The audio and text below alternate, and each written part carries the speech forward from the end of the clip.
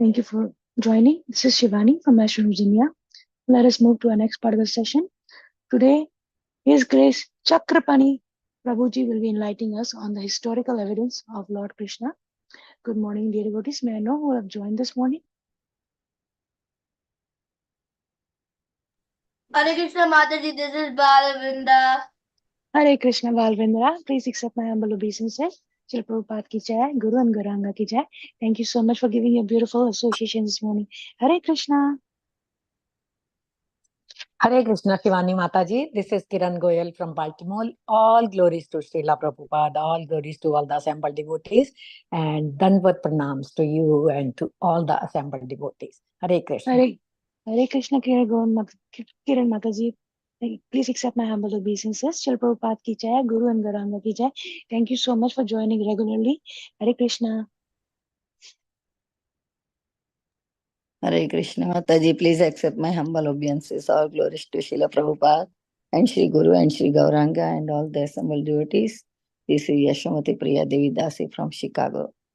Hare Krishna, Yashamati Mataji. Please accept my humble obeisances. Shri Prabhupada ki jai, Guru and Garanga ki jai. Thank you so much, Mataji, for joining and giving a beautiful association and for the chanting. Hare Krishna. Hare Krishna. Hare Krishna Shivani Mataji, please accept my humble obeisances. All glories to Srila Prabhupada and all the assembled devotees. This is Indiveka Karna Devi Dasi. Hare Krishna. Hare Krishna, Hindu Mataji. Please accept my humble obeisances. Shri Prabhupada ki jai, Guru and Garanga ki jai. Thank you so much for joining and giving your wonderful association. Hare Krishna. Hare Krishna Shivani Mataji, Dandavat pranam to you all and all Vaishnava and Balavinda. This is Vrinda from Atlanta. Hare Krishna, Vrinda Gopika Mataji. Please accept my humble obeisances. Shri Prabhupada ki jai, Guru and Garanga ki jai. Thank you so much for joining and giving a beautiful association, Mataji. Hare Krishna.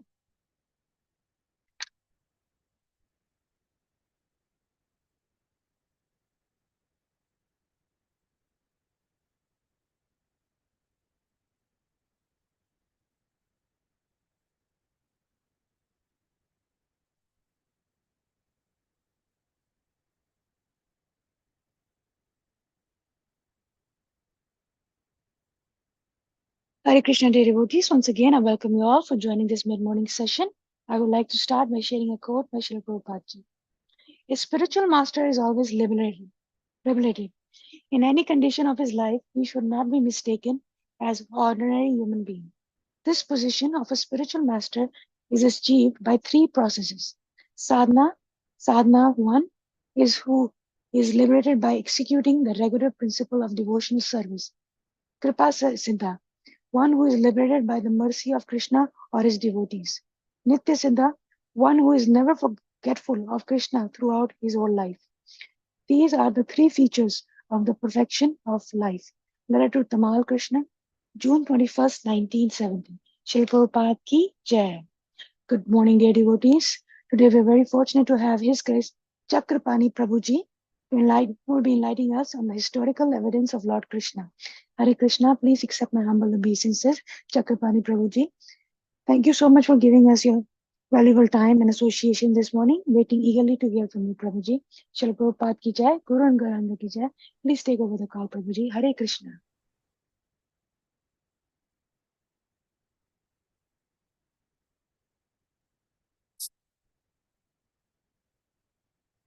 Hare Krishna.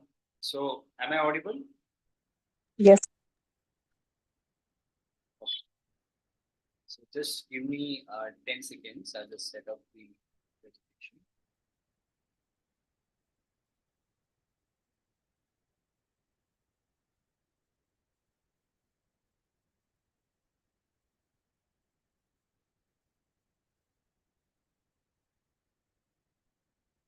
Om Ajnanatimidandasya Jnananjana Chakshurunmilitanam Tasmai Shri Shri Hare Krishna.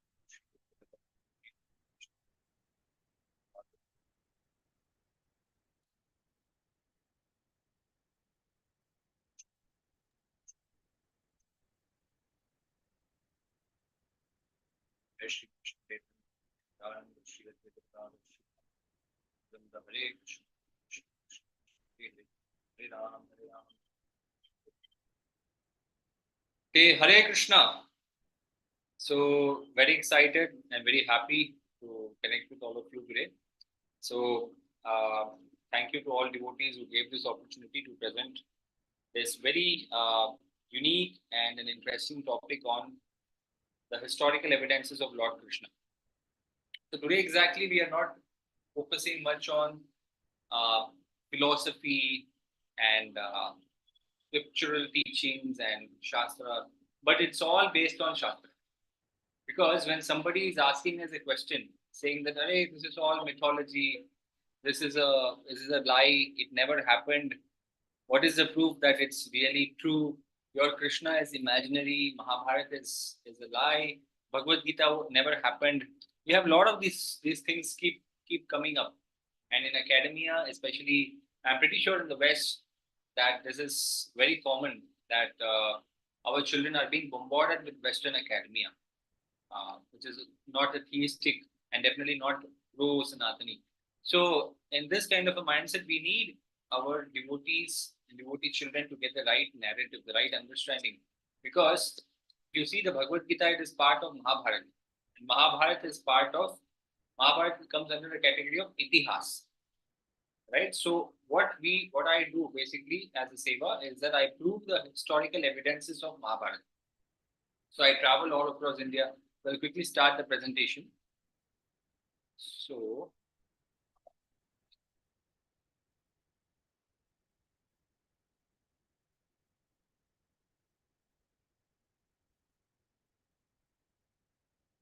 I hope you all can see the presentation.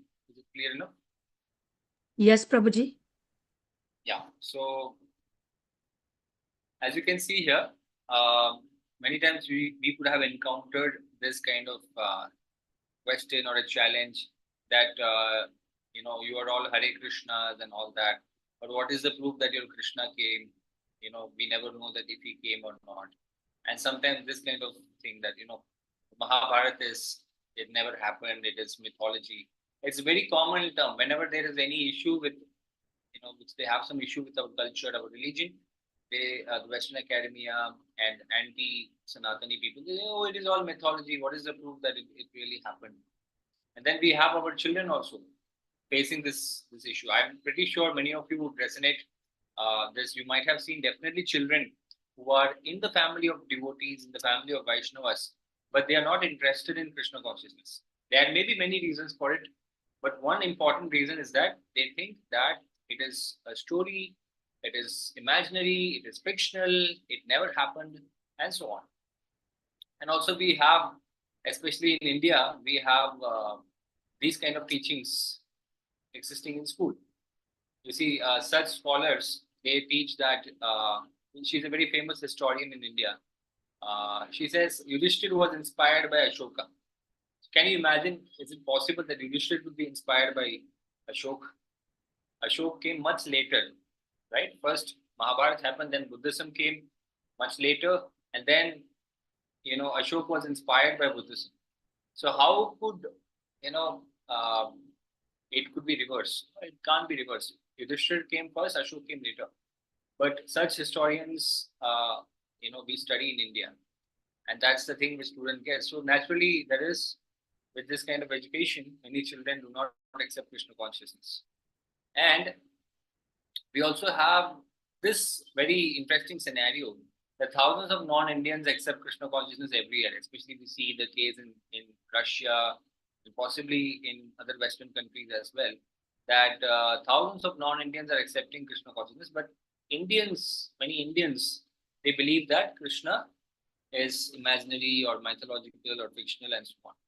So one problem we face in India when we do research on history, we find that thousands of temples were demolished, millions were slaughtered, and sacred sites like Vrindavan, Mathura, Somnath, Kashi, many of these sites were invaded, were under constant invasion. Ancient libraries were burned.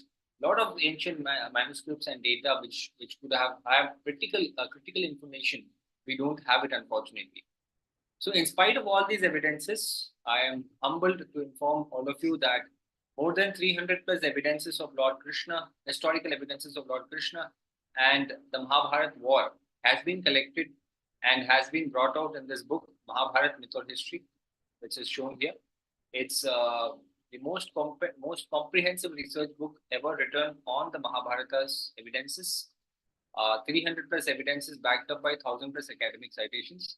And it has data from Vedic literature, from iconography, which is the study of ancient deities, archaeology, cultural impact, ancient cave paintings, Mahabharata kingdoms, Jain literature, Buddhist literature, Greek literature, Chinese literatures, right? And then ancient inscriptions, Dwarka's findings, Kurukshetra's findings, everything. I mean, it's the most comprehensive research book ever written on the Mahabharata.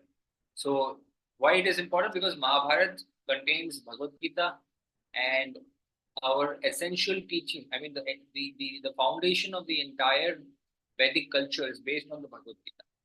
So when Mahabharata is proven as historical, Bhagavad Gita is also proven as real, as factual. So if anybody says anything against our culture, we can show this book that no, Krishna is not imaginary. Bhagavad Gita is not fictional. Mahabharata is not fictional, it's real. So many rare data, as you can see here, ancient coins from all across the globe. These are ancient Krishna Balram coins from Afghanistan. And this is the world's most ancient Jagannath Baldev Subhadra cave painting. And then we have wall carpet paintings from China going back to thousands of years. So many such data has been collected, and we are here presenting today's topic, which is historical evidences of Lord Krishna. So it's all based on this book, Mahabharata Mythology History, which I told before.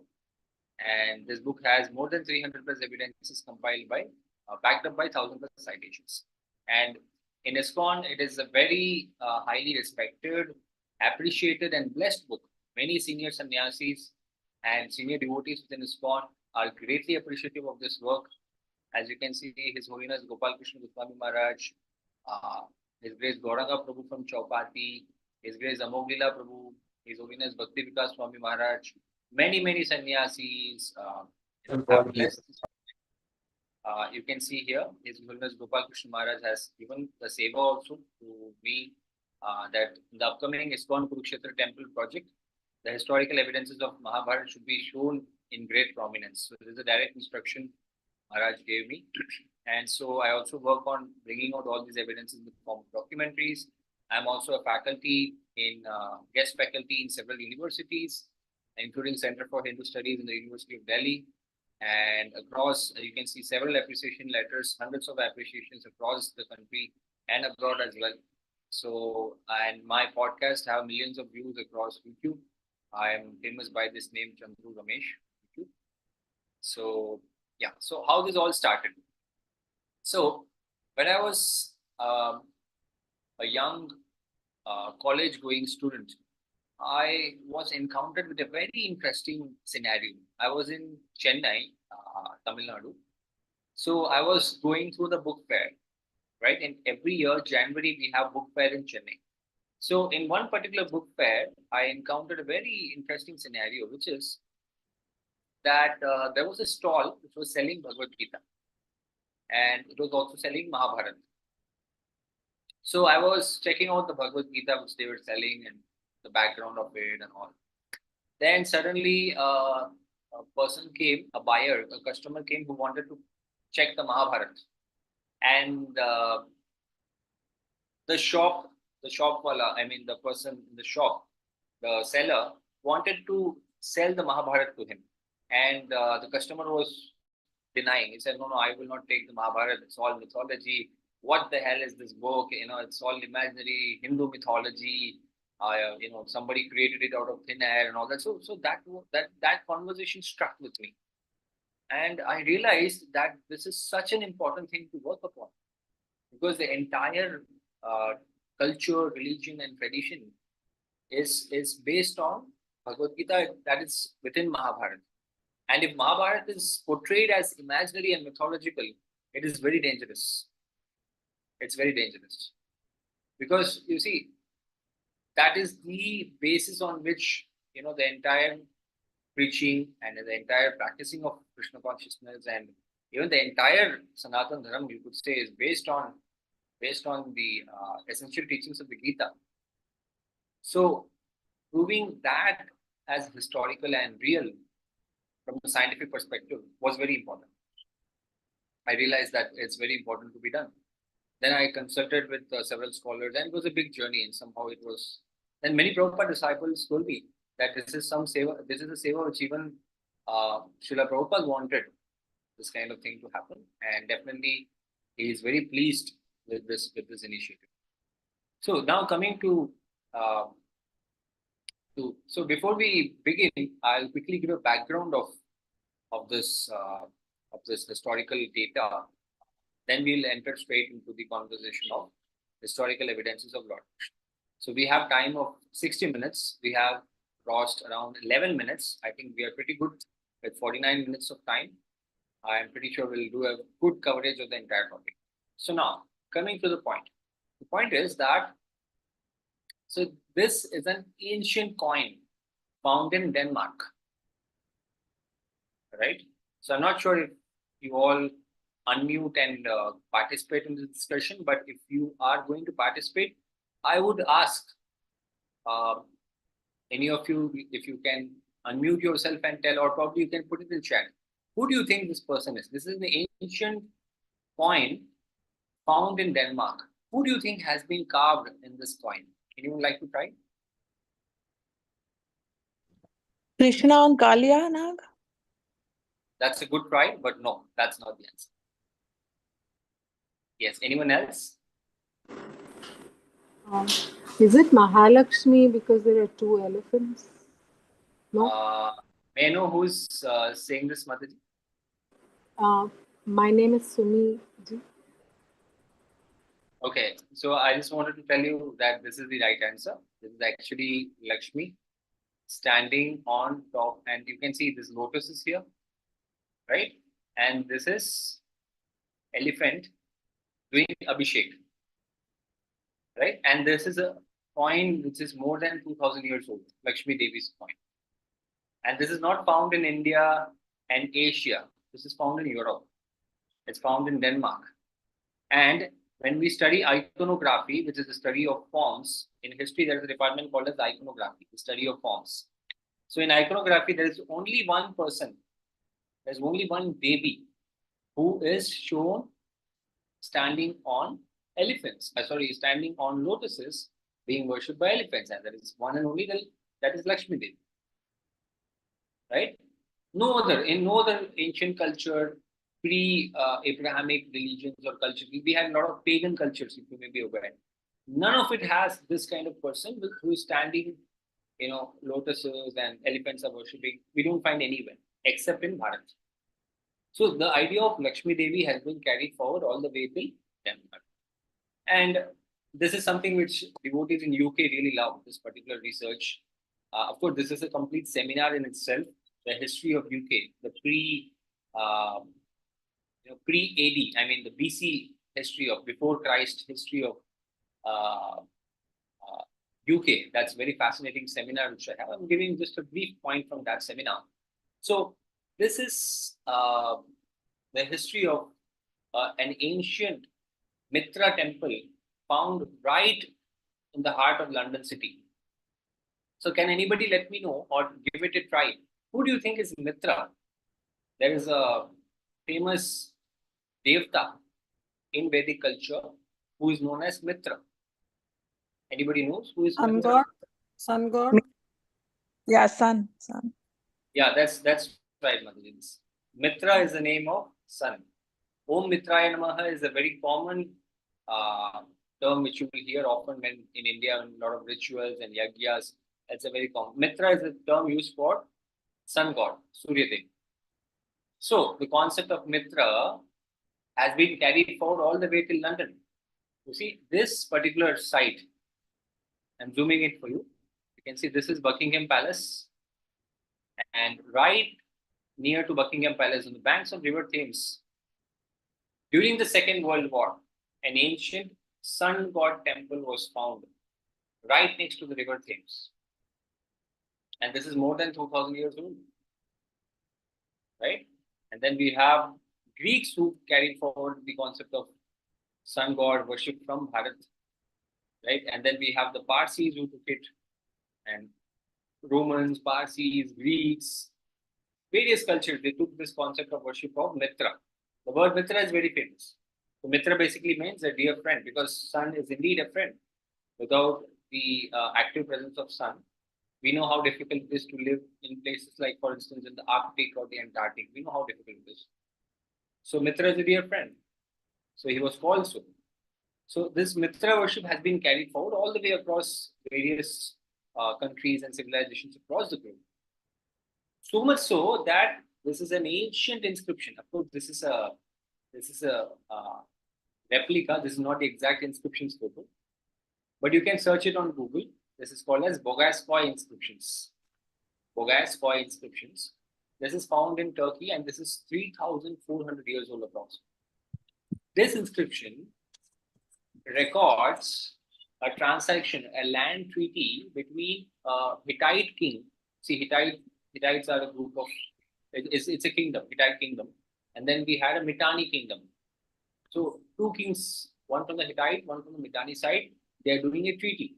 And in that treaty, they're invoking Vedic gods, Indra, Mitra, Varuna, in Turkey.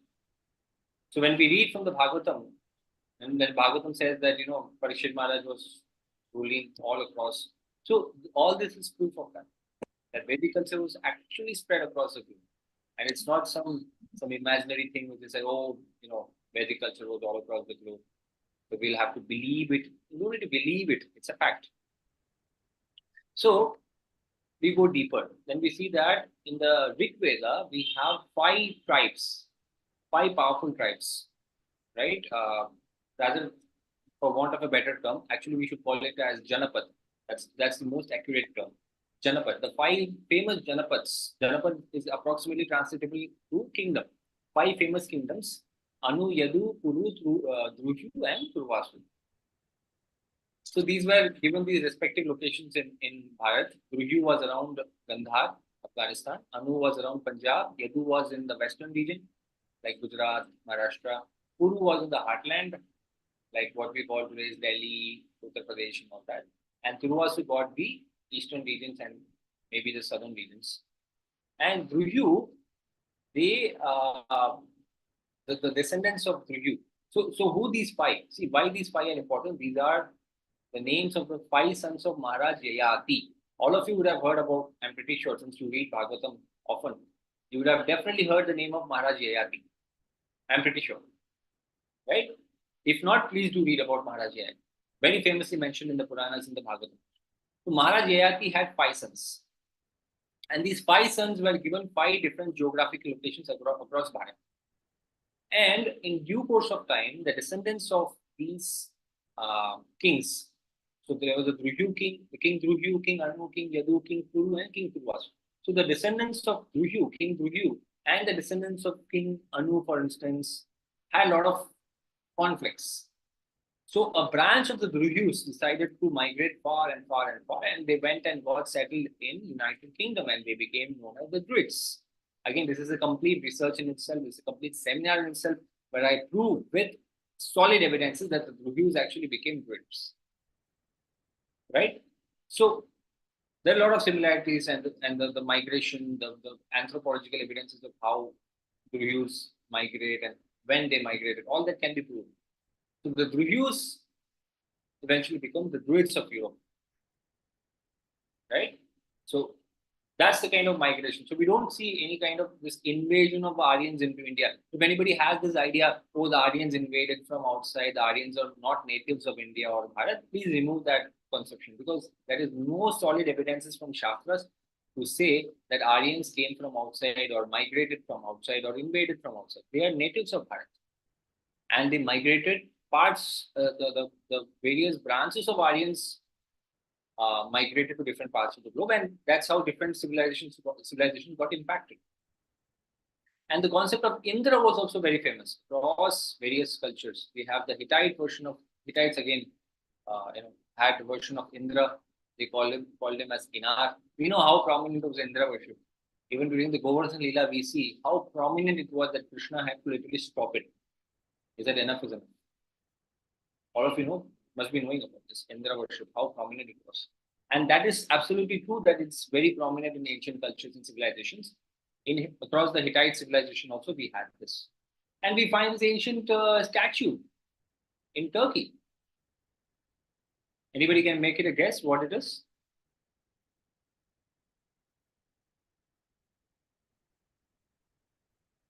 Am I audible? Is that the Shika? Hare Krishna? Yeah. That's a statue with a shika. That's right. And this is found in Turkey. Right? So across various cultures, geographical regions, we see many of these names which we have today are also from the Mahabharata or from the Rig Veda or from any ancient scriptures of Bharat. We find that the names have also been carried forward to different civilizations and cultures, as you can see in this slide. Now coming to Gandhar. So these are ancient coins found in modern day Afghanistan. As you can see here, it's written here Vasudeva here. It's visible, right? Or if you can see, it's written here Vasudeva. And he is holding a chakra in his hand. And along with this coin, there was another coin found, which is called as the coin of Sankarshan. And it's written here, Sankarshan here. This line here is written Sankarshan. And Sankarshan is carrying a gada in his hand, the mace, which Sankarshan carries, Balramji carries. And Sankarshan also is carrying a plow, Halbhar. Balramji is called as Halbhar. And it's written here Agathocles. That king by the name of Agathocles designed these coins. And these coins are 2,200 years old. And now, of course, the people of Afghanistan and Pakistan and parts of Tibet, China have no clue of their past. But when you dig deeper into history, we find how true is Srimad Bhagavatam when it says that all this region was part of Bharat. All this region was connected to the Vedic culture. And we are definitely fascinated when we see foreign devotees. I'm pretty sure when we saw for the first time devotees from the Western background or from Chinese background, or we saw someone from Africa or from Russia, from Ukraine, we are very fascinated. Oh, as Indians, we are like, okay, I'm not sure if only Indians are there or other devotees are also there, but definitely for Indians, it's a fascination when they see for the first time, right? So, but this concept of a devotee far away from Bharat is not new. It's not something very new. It was there in the past as well. This particular inscription is called as the Heliodorus pillar, also called as the Base Nagar column. This is found in Madhya Pradesh. So this is this inscription. So what is basically an inscription? We have ancient pillars or stones and we carve on top of it on hard surface. So that's basically an inscription. Now, why we do inscriptions? Because literature might get attacked, like Nalanda library was burned and many libraries were attacked. So literatures are always under attack, right? Either they are tampered or they are mistranslated, misrepresented, or they could be under physical attack. So what our ancients used to do is that they used to make inscriptions on ancient pillars and stones, etc. So this is a very ancient inscription found in Madhya Pradesh. This is carved by a devotee from abroad, much far away from India, modern day India. His name is Heliodorus. So Heliodorus says, I am a Bhagavat. I am Bhagavat. We all know what is Bhagavat. Bhagavat could also mean a book Bhagavat and a person Bhagavat. Book Bhagavat is Srimad Bhagavatam, of course. Person Bhagavat is a devotee. So Heliodorus is calling himself as a person Bhagavat. He says, I am a Bhagavat who is coming to meet the king of Kashi. He is coming to meet the king of Kashi, right? And he's on the way, he's constructing this pillar for Vasudev, the god of gods. So imagine, this inscription is 2,300 years old. Now you may wonder, why not 3,000 years? Why not 4,000 years? Because the material itself may not survive for that many thousands of years. Some may have survived It still may not be excavated, but this is one of the most ancient inscription found of Lord Krishna, which says that Lord Krishna Vasudeva was worshipped in Madhya Pradesh. So now coming to further evidences. So this is Greek sources. The book is called as Indica. Now forgive me for all the notes around here. These are all my research notes which I keep ready just in case I want to refer them. I want to go to the original sources and all that. So pardon me if it's bothering you, but I request you to see the slides here. So these are Greek sources, 2,300-year-old Greek sources. So what I'm doing now is that I'm showing you ancient coins, ancient inscriptions. Then I'll be going deeper into literature, Greek literatures, Chinese literatures. Then I'll be going into Veda. Then I'll be going into cave paintings. Then I'll be going into ancient statues, Puranas, Tamil literature, geography, and finally I'll be ending with Dwarka. I'm not sure if I'll be able to comprehensively complete this topic, but it will give you definitely a very good idea about this topic. So now, coming again back to the topic. So Greek sources. So what happens in India is that we have these Greek travelers who travel to India, and the most ancient recorded foreign travels of a Greek writer, of a Greek traveler, is that of Megasthenes. I'm sure many of you would have heard about this traveler by the name of Megasthenes. So Megasthenes, in his book Indica, which is later quoted by other Greek writers like Arian. So Megasthenes writes in his book Indica, he says that I am staying in the court of a king named as Sandropotos. Now, this particular section, for the next 1 or 2 minutes, I would request your active participation. That makes this entire section very interesting and exciting. So, what Megasthenes says is that he's staying in the court of a king, and the king's name is Sandropotos. Can anybody make a wild guess who could be Sandropotos? Am I audible? Samudragupta? No. I was close, but no. Chandragupta Maurya. Yeah, that's right, Chandragupta. The name Chandragupta has been mispronounced by this traveler by the name of Megasthenes. And Megasthenes gives the fascinating data about Mathura Vrindavan, which I'll be telling you in the coming slide. So, Megasthenes says, 2,300 years ago when he came, he says, in India, there is an ancient city by the name of Mathura. Can anybody make a guess? Which city is that? Mathura. Mathura. Quite obvious. Yes. Quite obvious. Mathura is obviously Mathura. Right. Then he says, in Mathura, there is a river by the name of Jobares. Yamuna. Yeah, Yamuna, we also call it as Jamuna. And that Jamuna, he made it as Jobares. Just like how they made Ganga into Ganges. Right? Ganga becomes Ganges. Similarly, Jamuna becomes Jobares. Now, third thing he says, there were a group of people in Mathura and they were known as Saur Senoi. Anybody can make a guess? Who is Saur Senoi? Surasena. Wonderful. Surasena's descendants. Wonderful. Saur Senoi. This is the advantage of taking this seminar for devotees, because I do it in universities. I don't get that quick answers like how I get when I do with devotees. Really fascinating. Yeah, great. So, there were a group of people, they were called as Saur Senoi. Now, what is Saur Senoi? It is Shaur Sena.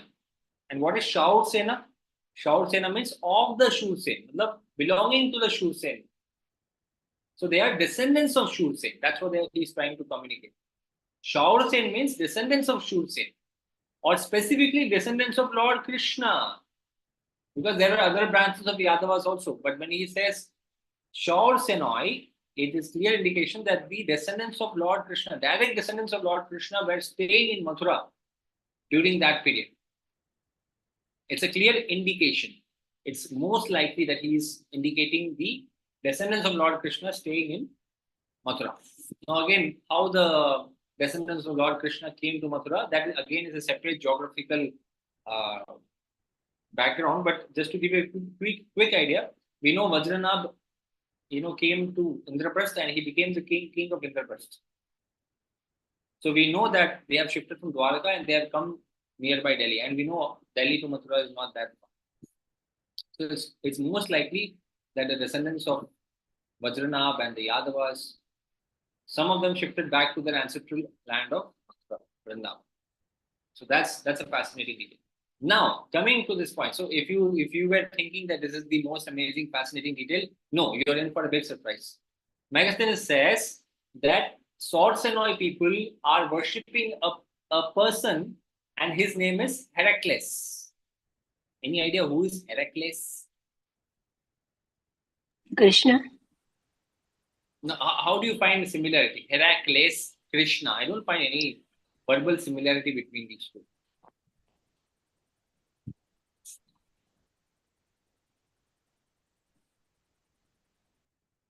No, it's not Indra.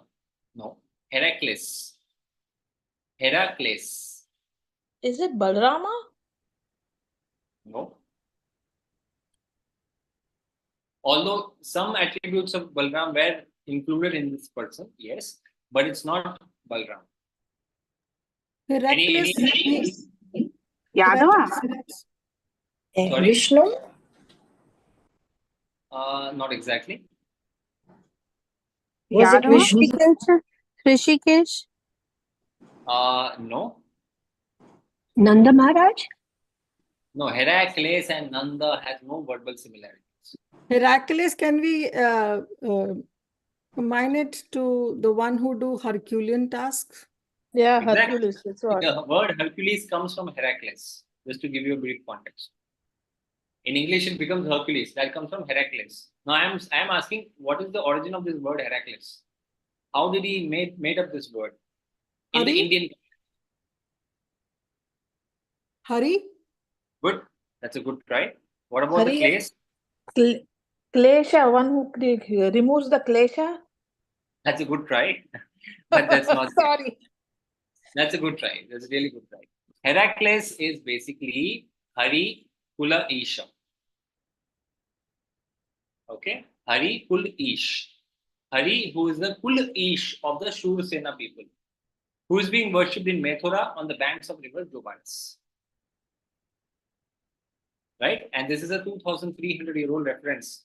Show it to anyone who says, oh, Krishna Bhakti is very new. It has just been created recently. What is the proof? Oh, Krishna consciousness has been just like that in the 1960s. It got popped up in the air. No, it's a very ancient culture. Worshipping Krishna, being a devotee of Krishna, goes back to greatest times in antiquity. It's not some new phenomena. And that's the historical evidences we are presenting here. So, then coming to the question, oh, this Mahabharata is very new. I mean, many of you would have encountered this. If you deal with the academics, they will say, oh, Mahabharata is the most ancient manuscript of Mahabharata is just 1,000 years old. So Mahabharata is just 1,000 years old. Your entire religion is just 1,000 years old. Your Bhagavad Gita was just created recently. Right? So if you face this kind of a question or a challenge, we could show this reference. This is from Dion. Dion is a Greek writer, 2,000 years old. Dion Chrysostom. He says Indians possessed a book similar to an Iliad, which is 100,000 verses. Now, Iliad is only 16,000, 17,000 verses. So, what book he was referring? Because Iliad is also an epic or a Mahakavya, and Mahabharata is also an epic or Mahakavya. Iliad is a Greek Mahakavya, and Mahabharata is an Indian Mahakavya or an Indian epic, Bharatiya. So, when he is coming from the Greek side, he is thinking, oh, maybe this is just like our Iliad. This is a 100,000 verse Iliad. This is an Iliad this is an Indian version of an Iliad, which is 100,000 verses. Now, if some crooked scholar might say, oh, no, this is not Mahabharata, this is Iliad only.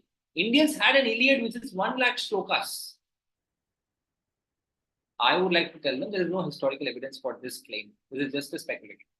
So, therefore, when Dion is saying that Indians had an Iliad of 100,000 verses, it's clearly Mahabharata, because the only epic in the world which has 1 lakh shlokas or 1 lakh verses is only one and only the Mahabharata. And this is 2000 years old. So how come Mahabharata is just 1000 years old? Just the manuscript is 1000 years old doesn't mean that the book is written, the text is written 1000 years before. Because the manuscript is written on a durable material. It cannot survive for eternity. You have to recopy it. And therefore, the earliest manuscript is 1000 years old. But the reference of the book, the reference of the characters, the reference of the events goes back to thousands and thousands of years before the manuscript itself. So that's how you have to understand history. We cannot understand history from just a purely, oh, I'll see it from this perspective only. No, we have to see a corroborative approach. See all the data, understand it from multiple angles. So when we see that, we clearly find that the Mahabharata is very, very ancient. Then we have multiple Greek sources apart from that, from this, where we have references of Heracles. Even during the war with Alexander, we see Heracles' photo is being carried. We know Porus and Alexander fight, right? Porus' army is carrying a photo of Heracles. Why? Yatra Yogeshwara Krishna. Right? Wherever there is a Krishna, you cannot defeat us. That's why they are showing to Alexander, bhai, you cannot win. We have Heracles with us. Yatra Yogeshwara Krishna with us. Right? Then we have Chinese accounts. We have Chinese travelers, Bahyan, Guanchuang, multiple of them. Even Akbar's court poet, Abu Fazl, he says that there is a historical belief that this place, which is having the tomb of Humayun. So if you have been to Delhi, you must be knowing that there is a region called as Purana Killa, the old fort. And in that area, we also find Humayun's tomb. So Abu Fazl, the court poet of Akbar, says, this place where you see this tomb of Humayun, that is believed to be the place 4,500 years back. Maharaj Yudhishthir used to rule from that place.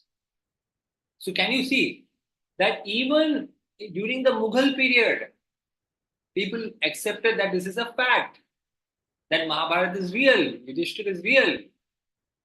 These are historical events. This is not some cooked up imaginary stories. They're real facts. Right? So what is Mahabharata? So Mahabharata basically is the world's greatest epic, the world's greatest literature, a compendium of multiple branches of knowledge. Again, I can go deeper and deeper and deeper into every of these areas, but we have this 60-minute slot, which we have to quickly give you a brief background. So now coming to the point of, in ancient Indian literatures, we have two categories. One is the Shruti and the Smriti, and the Mahabharata comes under the category of Smriti.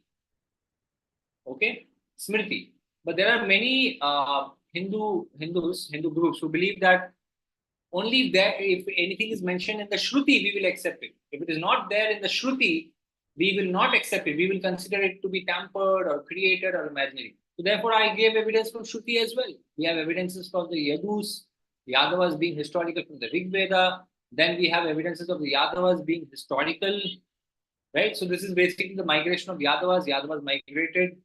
They were initially, the Yadavas were there in Gujarat. They shifted to the Mathura region. And then because of Jarasandh, Krishna made them all move back to Gujarat.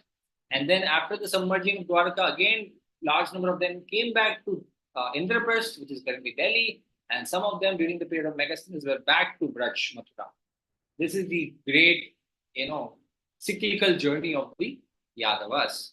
So we have evidences of, now coming back to the Shruti, we have evidences of these historical characters. We Dhritarashtra, we have evidence of Dhritarashtra in the Mahabharata. The same Dhritarashtra is mentioned in the Veda also.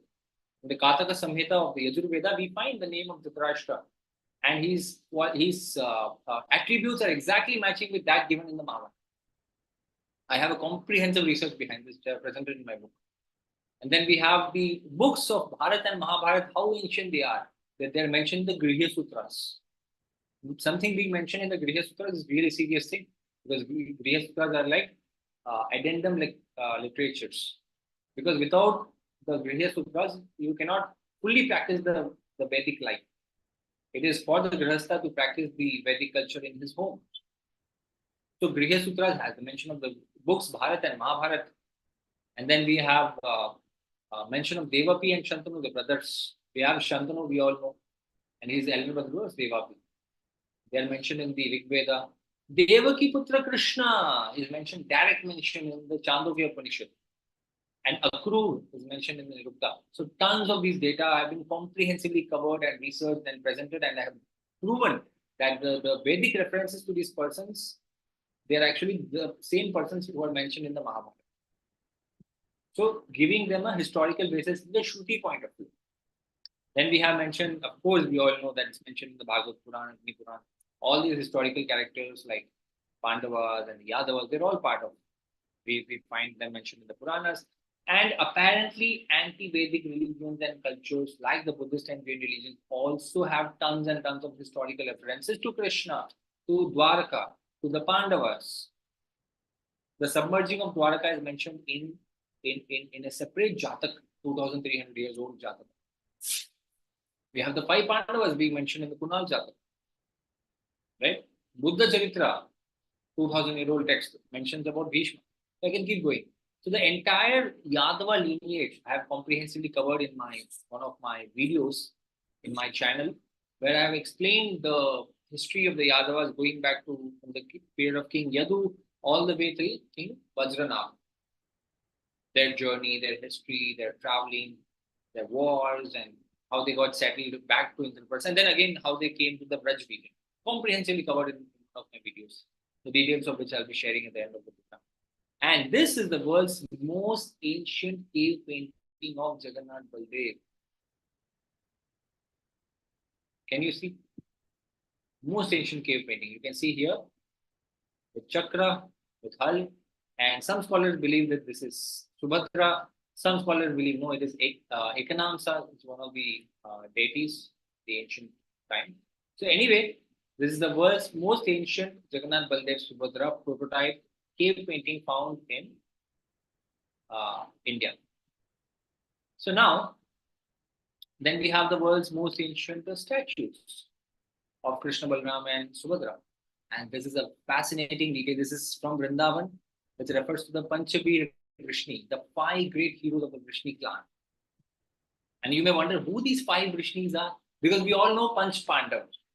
When we use the word 5, we all know Panch Pandav. We don't know Pancha Vrishni. See, Vrishnis are Yadavas. We don't know Pancha Vrishni. So the Moravel inscription found in Vrindavan. So whenever you go, I'm pretty sure most of you would have been to Vrindavan. So when you go from Vrindavan to Govardhan, there is a junction called as Chatikara Junction. And in Chatikara Junction, you go little above north and then you turn left towards Govardhan. Just you go a little bit inside that Govardhan road, you will find an ancient village. The village name is Mora. And in this village, an ancient well was there. In that well, the inner part of the well is carved with an inscription. And that inscription has these beautiful, beautiful words. The 5 great Vrishnis. The Panchveer Vrishni. It's written Panchveer Vrishni. Now you may wonder, oh, we know the 5 Pandavas. 5 Vrishnis. Who are these 5 Vrishnis? That answer is given by a 1,800-year-old statue found in Andhra Pradesh, Guntur. This is called as the Kondamattu panel. And Nrsimha is in between. Here you can see. The 5 Vrishnis are here. Now again you may wonder, okay, 5 Vrishnis in statue, 5 Vrishni in inscription, but who they are, can you please tell? Obviously, it is there in our Shastra. Everything is there. You see, in Vayu Puran, the 5 Vrishnis are described. It says Sankarshan, Vasudev, Pradyumna, Samba, and Aniruddha. These are glorified as the 5 great Vrishnis. So what is there in the literature is getting proven with an inscription, is getting proven with a statue. So interconnected history. What we have in our Shastra is not some pure hooked up imaginary thing. It's a real factual history. That's Itihas. Then we have ancient Tamil literature. Anybody from the Tamil background would be amazed to know that Tamil is hardcore connected to Vedic culture. I have done comprehensive research on the ancient Tamil literature and found evidences of Krishna worship and evidences of their history getting connected to the Mahabharata. Comprehensive research in chapter 7 of my book. and other literature sources like Panini, Patanjali. You name them, you will get the data of Mahabharata and Krishna there, right? And then we have geography. Much of the names today we have is also from the Mahabharata period, from the Mahabharata or from the Veda. Again, see, this geography alone is a 6-session course which I comprehensively covered, because especially most of you are in the West, I presume. So the next generation needs to have a understanding of where they came from back in Bharat. And in Bharat, they belong to this state, and this state was this particular history of this state during the Mahabharata period, and that's how their history gets connected to Krishna. You see, we are not just devotionally connected, but history is also connected to Krishna, to the Mahabharata, to the Pandavas, to the Kuru Vamsha, to the Yadu Vamsha. We are all interconnected. That's the beauty of our culture. It's not some hooked up imaginary thing. It has evidences. So Dhanashri Mataji wants to have any questions. So are we having the questions at the end? I have 5 more minutes to quickly complete the presentation. Can I complete and then we take the questions at the end? Yes, Prabhu, please. And take your time to complete. There's no rush. Yeah. So then, winding up with Dwarka, I just want to ask, are we supposed to complete it by 60 minutes with question answer or without question answers? Without. Okay. So I think I'll touch upon this particular point since we have around 12 minutes to go. So in the Mahabharata, we have a comprehensive explanation of the various people groups. And when we say people groups, like Yadava is a people group, Kuru is a people group, right? And some people groups are like tribes. Some people groups are like they are kingdoms. Some people groups are, they are like a republic kind of thing. So I mean, there are different understandings. This is again a ancient Indian polity is a complete seminar and a course in itself. But just to give you an idea that there were different people groups, and 363 people groups are mentioned in the Mahabharata, and 26 of them fought on the Pandav side, 45 on the Kaurav side, 5 remain neutral, and the rest 287. A lot of it we are not able to trace it today. A lot of this 287 is untraceable. Why? At least in India, we had this advantage that we had inscriptions, we have coins, we have scriptures getting copied across different geographical locations. We have people preserving history in their culture, in the temples, and then other religions also, like Buddhist, Jain religion. They also preserve a lot of the Vedic history in their text. So it got preserved. That's why in India, we are able to trace our history back for thousands of years. But say, for instance, somebody in Western Europe, for instance, or Eastern Europe, for instance, much of their names might not be traceable now. Like there must be people living in those regions during the Mahabharata period, but those names must have been mentioned in the Mahabharata. But we don't know that this name is referring to those people staying in that particular geographic location in Eastern Europe. Why? Because we don't have data. Much of it is destroyed or lost in those regions. That's the advantage of that. In spite of so many invasions, so much of colonialism in Bharat, we still have a lot of information, a lot of history, a lot of archaeology preserved. And that's something which my organization is working full time on, that we want to bring this out and we want to take it to the public so that the future remains preserved. And that's why you see, even in the Gaudiya Vaishnava Sampradaya, Sri Chaitanya Mahaprabhu gave extreme importance to preserving history. He asked the 6 Goswamis of Vrindavan to locate the ancient Leela Sthalis, pastime places of Lord Krishna, and bring them out.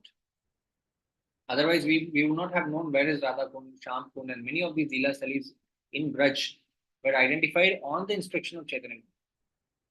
So that much is important. This historical data is that important for our culture and religion. Now, coming to the final part of the presentation, this is about Dwarka. It's something which I'm very seriously working upon.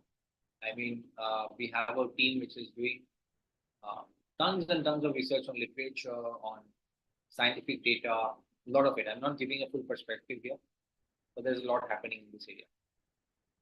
So Dwarka is a massive turning point in our history. How it is a turning point? Because you see, most of okay, so if anybody wants to subscribe, Indulekha Mataji has put the channel's link on the chat. So just so that you feel connected. Okay, so that's just a side point. Now coming back to the question of Dwarka. Now, why is Dwarka so important? Dwarka is a civilizational identity of Bharat. Why? Because Lord Krishna decided to preserve his city underwater. Why? Because you might do any invasion, you might have any war, any kingdom might come, any political unrest might happen.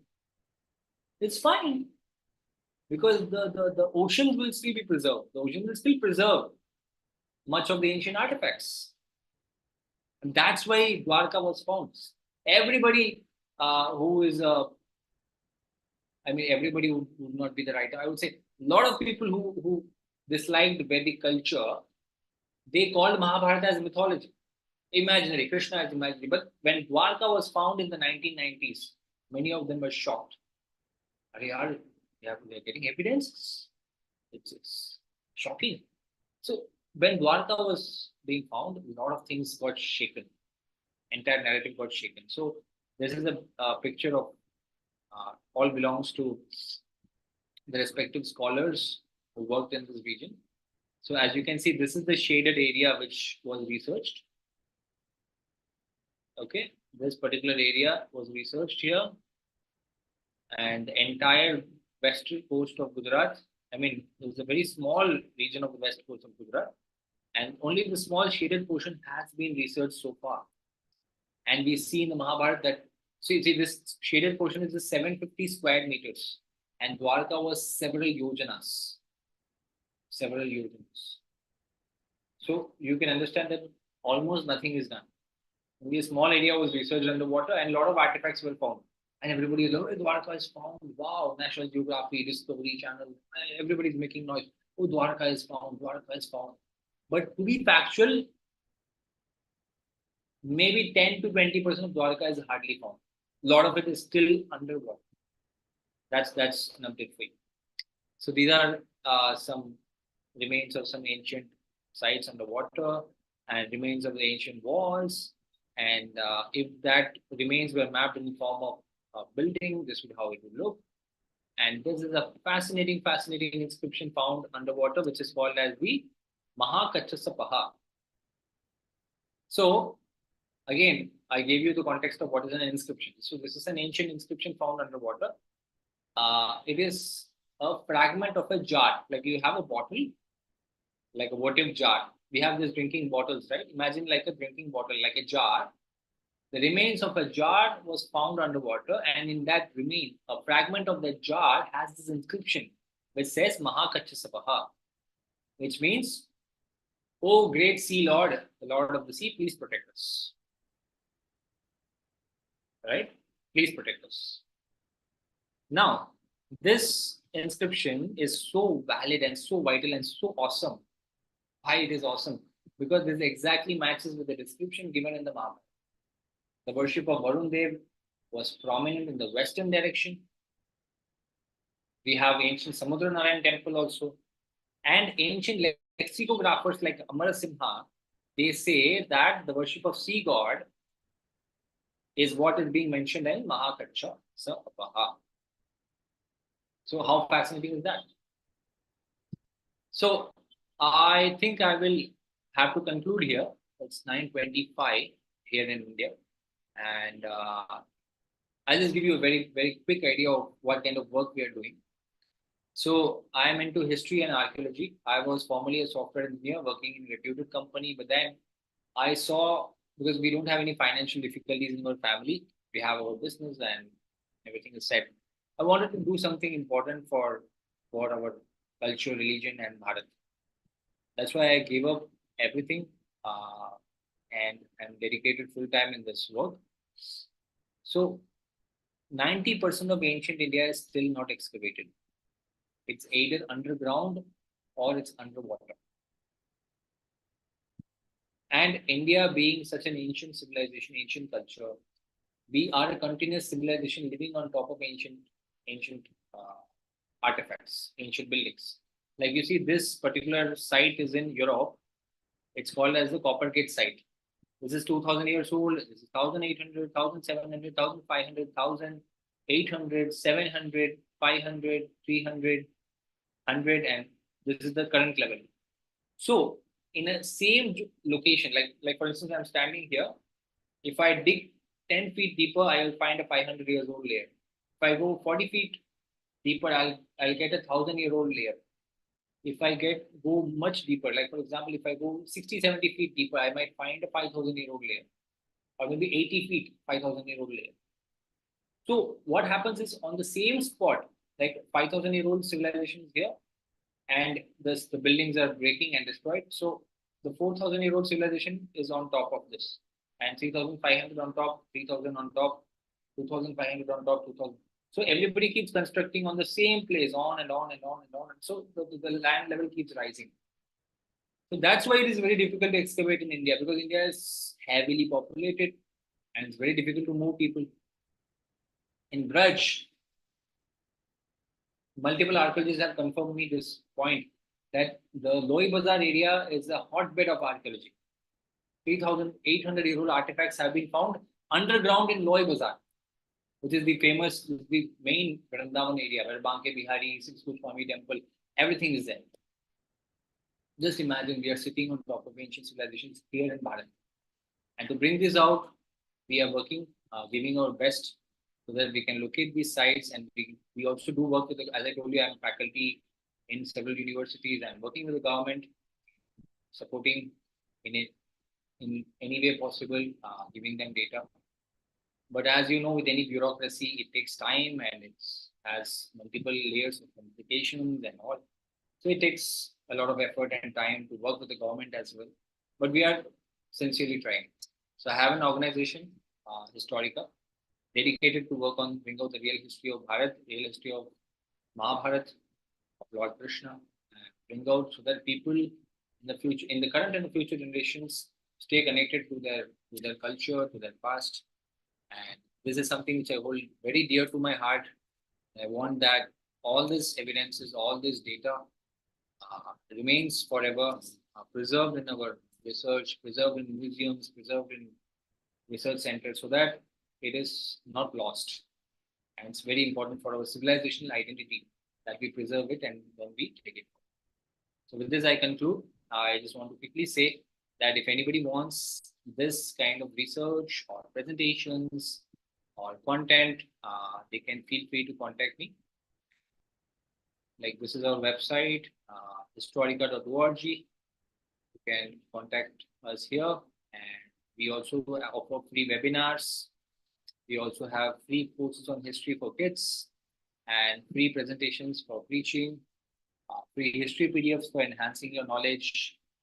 And if anybody wants to get in touch with me directly, I'm also sharing my number just in case if you want to have any presentation seminars in your temples, your communities, feel free to contact me. So I'm also sharing my contact number. And thus I'm concluding my session today. So please feel free to connect. It's a website or want to know more about us, work. Feel free to connect, and I'll be more than happy to support you with data with which we can build a proper understanding of history, especially in the Western countries. I'm pretty sure that you'll be facing a constant bombardment of academic invasion where people are being taught that it is all imaginary mythology, cooked up and all that. So I'm here to serve the Vaishnav community with this, in this direction. All historical data. This is our core area of research, more than 5 years of intensive work we have done in this regard. And we will continue for the next 50 years. I'm preparing my vision in a way that it will continue hereafter. We'll have 73 ancient kingdoms of Mahabharata war, and pretty much nothing is still identified or excavated. We have a lot of data with us. We will work on it and we will definitely bring it out. And so that's the vision I'm carrying forward, and I seek all your blessings that will create a huge impact in this area and the service of the. So I'm concluding here, and my contact details have been shared in the chat. All contact details. So feel free to contact me. So, and free materials also, if you want, you can always connect and get it. So yeah, that's it. All done from my side. If there's any questions, comments, or anything you want to ask, please.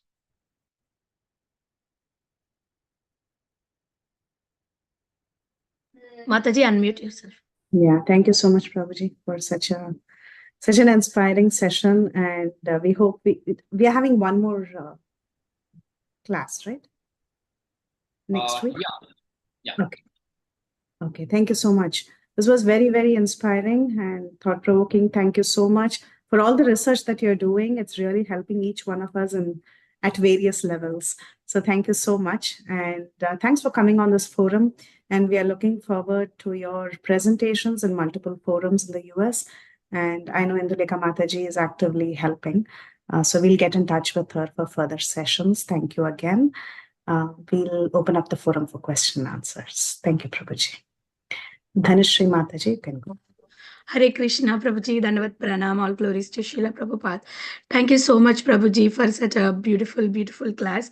There are a lot of new things that I have seen on the slides. Very interesting. And Prabhuji, you showed that Vasudeva Krishna and Shankarshan Krishna, the coins, right? The chat box also, there was question. Which language it is written, Prabhuji? On This the is Indo-Greek script. In academically speaking, this is called as the Indo-Greek script. Oh, okay.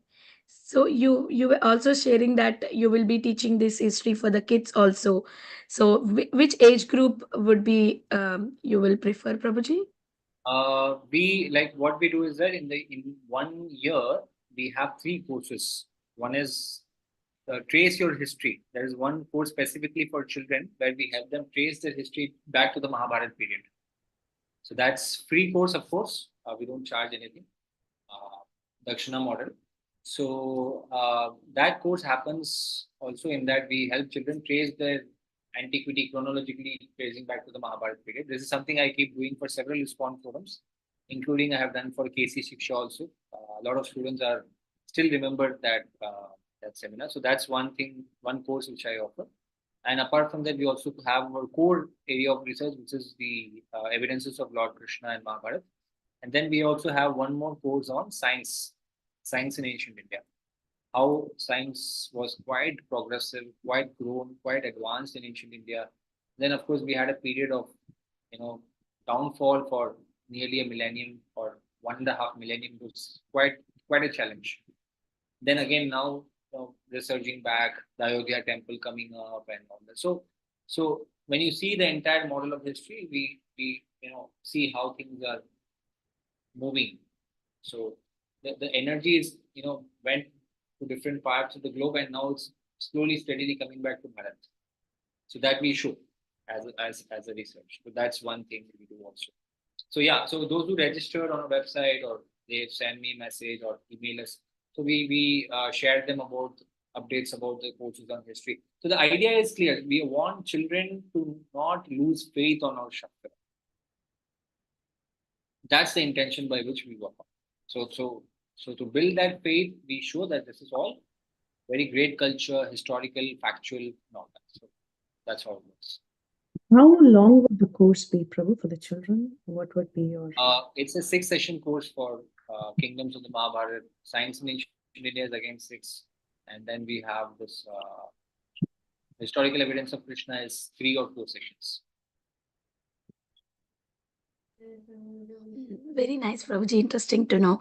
We have in our group kids classes also. We will see what we can do, Prabhuji. Thank you so much. Dhanashri Mataji, you have question? Yeah, Hare Krishna Prabhuji. Thank you so much for all that information that you just put forth. About a few years ago, rather 2-3 years ago, I had the good fortune to meet the director of the Mama Goa Port Trust, who has put in all his life savings in finding the remains of Dwarka. And I saw the 2 coins that they had found in those in that project, which was going on during Manohar Parikar's time, the chief minister, the ex-chief minister of Goa. So it was a wonderful experience which I got then. And coming back to my question is, suppose a common person like me who really doesn't know so much about archaeology or the history, but I'm very, very fond of reading. So where should I start is what I'm wanting to ask you. Right. So if you want to start, the best way to start is this book, Mahabharat Myth or History, which I have authored after several years of research. This is the most comprehensive research I didn't get the name of the book, Prabhuji. I didn't get the name of the book. Yeah, all details of the book I'll share. You can, as I shared my contact details, you can message me and I'll share the book details, how to purchase it. Prabhuji, is it available on Amazon? I couldn't find it in the US version. It's not available on Amazon US. It's available on Amazon India. But I can, because I have a lot of devotees who store extra copies in the US, I can ask them to send it to you. That's not a problem. So you can just connect with me and I'll share. Are these available in the ISKCON temples in Mumbai? ISKCON Delhi, yes. ISKCON Pune, yes. ISKCON Mumbai, I think not. I think they have exhausted their copies. You're based in Delhi, is it? I am based in Indraprasth, which is currently known as Delhi. Okay. So no problem. I'll get in touch with you and maybe order the book somehow. Sure. Yeah. Thank you so much. Thank you so much, Prabhuji. Yeah. Thank you, Mataji, for the interesting question. Is there anybody having any more questions? Any realizations? Hare Krishna, Prabhuji. Can I get the name of the book, please? The name of the book is Mahabharat Myth or History. I'm typing it on the chat. Okay. Thank you, Prabhuji. Yeah. Thank you. Mataji has typed it. But since you are all not in India, most of you, so in US I have one devotee who has a lot of copies, extra copies. So I'll tell him to send it in case you want. So that's why you can send your message to me and I'll send a copy through that devotee. Yeah. I'm hoping, there's one last thing I wanted to inform all of you that I got an invitation to visit the US this year from Hindu University of America. So hopefully if the visa thing cracks, we all know how difficult and how complicated is the US visa. So I hope if it cracks, then I hope we'll be able to meet some of you in person as well. It's scheduled for the second week of September. And I'm also looking for a lot of devotees to connect and spread this further in academic institutions and especially among the NRIs, they get this knowledge so that the future generation remains connected to our culture. So that's something I'm working on. So let's see what's Krishna's plan. Thank you, Prabhuji. There is one more raise hand. I don't know the name. It says 108. Please go ahead. Yeah, my name is Julie. Prabhuji, I have a question. Like, you were a software engineer, right, as you said? So how did this great transition occur in your life? Did you see any dream of Krishna, or can you please share? Thank you. Yeah, so I have a complete video in which I've explained this in full detail, my journey, how it all started. But to give you a very brief context, the very brief background of it, I, from the beginning, was very inspired by ancient Indian literatures. So I used to read a lot of philosophical books, a lot of different sampradayas, a lot of different spiritual groups, their books. I used to go through a lot, study different ideologies and ideas. So the most inspiring thing in my life was the Bhagavad Gita. When I read the Bhagavad Gita, I was like stunned and shocked. I was like, literally, I was like, ऐसे भी book होता है क्या दुनिया में? Can any book exist like this on this planet? So when I read it, I was so touched, moved, and inspired. Then I thought that if this book is real, I mean, if this book itself is so impactful, if you're able to prove it that it is historical, how big that would be. So that is some kind of एक inspiration मेरे अंदर आया था. Wow, how amazing would that idea be? So that came up during my initial years of reading the Bhagavad Gita. And there were multiple instances in my life. Like I met a Buddhist monk. He told me one point which shook me literally. He said, "Oh, you are from India. Oh, your history is Mahabharata." I was like, "Really? You believe Mahabharata is history? You are a Buddhist. How can you believe?" Because I have experience in India. The Buddhists in India, they are heavily anti towards Mahabharata. They say it's all post-Buddhist. It was written after Buddhist period. It's imaginary, blah blah blah. So I was like shocked. Then I asked him, where did you get all this data? How do you say that this is real historical? And he said, go through Jatakas. There is data. Then I went through Jatakas. Then I went to Tamil Sangam literature. Then I found ancient inscriptions. I went to the remotest caves, remotest areas in India, which some of you cannot even imagine. Such, deeper areas within forest, and you'll find an ancient inscription there. I was like, your hairs will stand on your hand. You'll feel ecstatic. So I had an amazing experience of my life, traveling from Kashmir to Kanyakumari, Gujarat to Northeast India, traveling all across and collecting these ancient artifacts, taking snapshots of it, studying it, decoding it. One hell of an exciting journey. So how it all happened, it just, even I don't know how it all happened. I'm still wondering how I landed into this. But when I see, I'm very inspired. I'm very happy in whatever I'm doing. And I'm hoping that many devotees join this cause, many participate in this mission, because this is for the future of our culture and sampradaya. The more it grows, spreads, it's very... Yeah, please. You were saying something? I think it's Krishna's plan for you. Because I believe, I through my dream, I know everything is his plan. Yeah, ultimately it's everything. Yeah. Nice story. Thank you. Hare Krishna. Hare Krishna Prabhuji. Sorry for butting in. You just mentioned you reading Tamil literature. How did you manage to do that? Because that's pretty difficult and the language is very extensive. So, plus understanding Tamil is not so easy. So how did you go about doing that?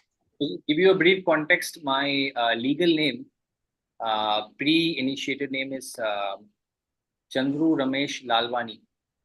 So I am a North Indian born in Chennai, Tamil Nadu. So I can speak Tamil, communicate in Tamil quite better than many people. I mean, my Tamil is really good. There's many in Tamil Nadu think that he's a North Indian, but the moment I start speaking, they kind of get confused. They say maybe he's a Brahmin. He's not a North Indian. So I have. You are blessed. Even before you knew what you were about to do, Krishna has blessed you by just putting you in Chennai. I don't know why I was born there, but I think everything has a reason behind it. That I somehow whatever happened has happened. I'm feeling very inspired and very empowered. Not in a spiritual sense, but in the sense of how I live my life. I feel very powerful. I feel that this is really amazing what I'm doing. I feel that this is something great which is coming up. And to give you an idea, I'm making world-class documentaries right now.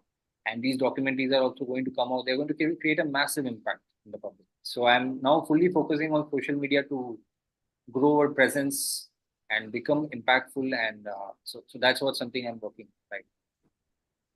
That's very interesting. Thank you. Thank you, Prabhuji. Thank you.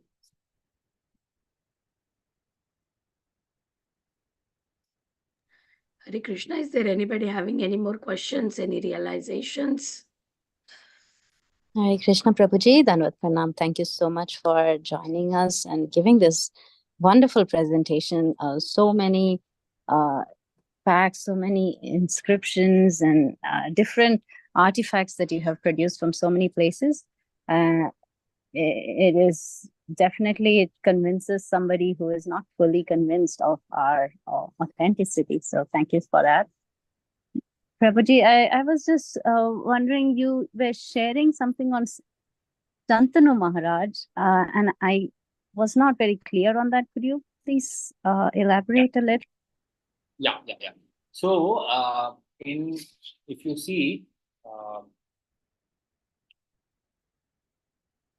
Bhishma's father, what is the name of Bhishma's father? Shantanu Maharaj. Clear, very simple.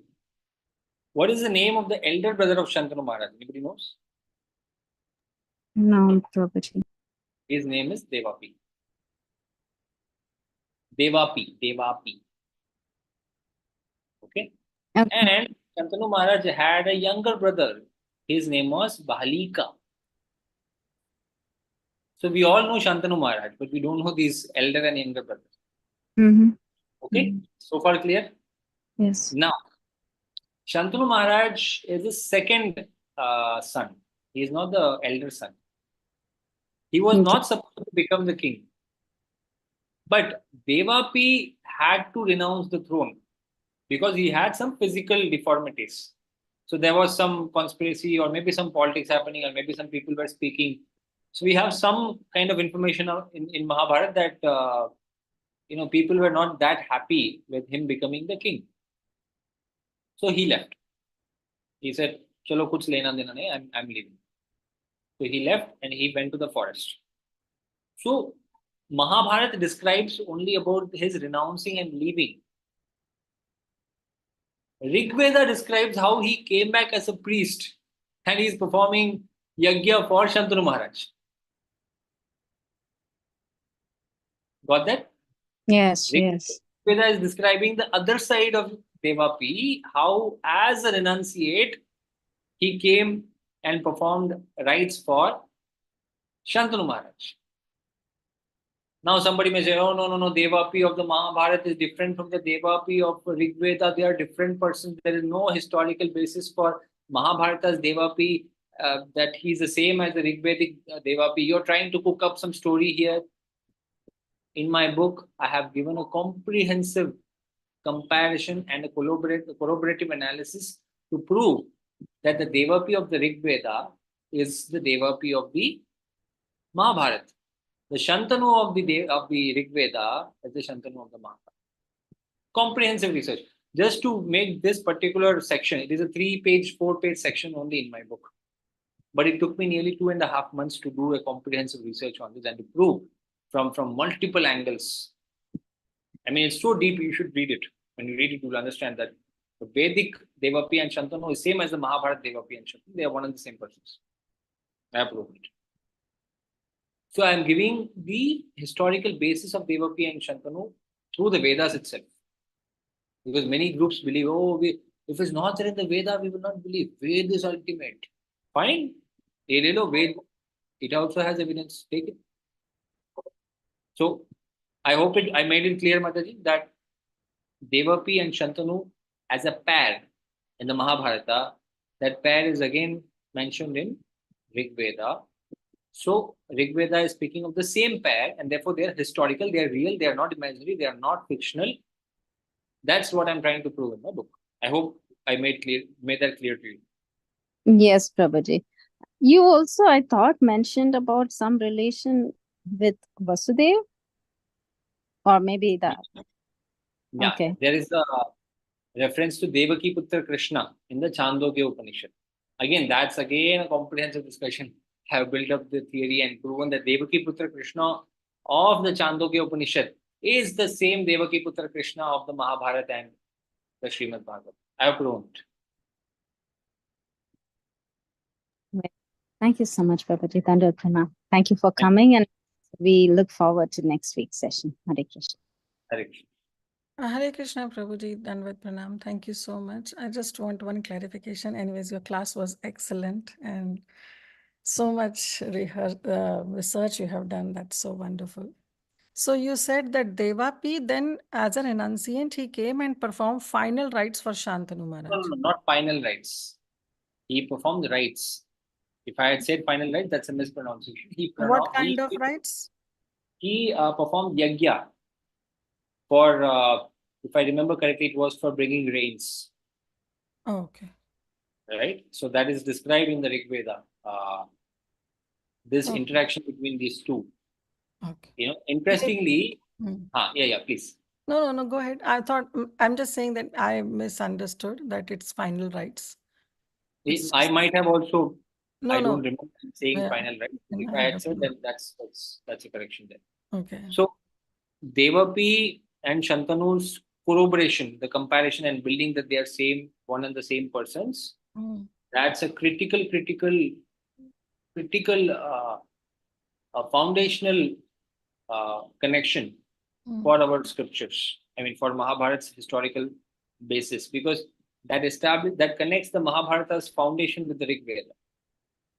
And even the most anti-Hindu scholars, they respect the Vedas as a very ancient literature. So immediately Mahabharat's history gets connected with the Veda directly. Right? Okay. So that's the kind of thing I have built in my book. This is just one of book. Actually, to tell you the fact, this book, although it took me 5 years, I have prepared concepts for 3-4 other books which are coming up in the next 1 or 2 years. Right? So as we grow further, we'll bring out these impactful books. They're all top-notch research books which are going to change the entire narrative of our culture and religion. So historically speaking. So that's something I'm working on. Yeah, thank you, Prabhu. Another thing that you said about Devaki Putra Krishna, have you made any research of Yashodanandan Krishna? You see, the Vrindavan Leela of Krishna is not that prominently described. Veda, and even if you see many literatures, be it the Buddhist literatures, the Devaki Putra Krishna is more famous than the Yashodananda Krishna. Yashodananda Krishna gradually became famous, with the spread of, like for example, the Vaishnava Sampradayas, and the role of Srimad Bhagavatam was massive in making Yashoda Putra Krishna as famous. But it's predominantly Devaki Putra Krishna throughout the Mahabharata. Why? Because that's a very short period. That Yashoda Putra Krishna phase is very short.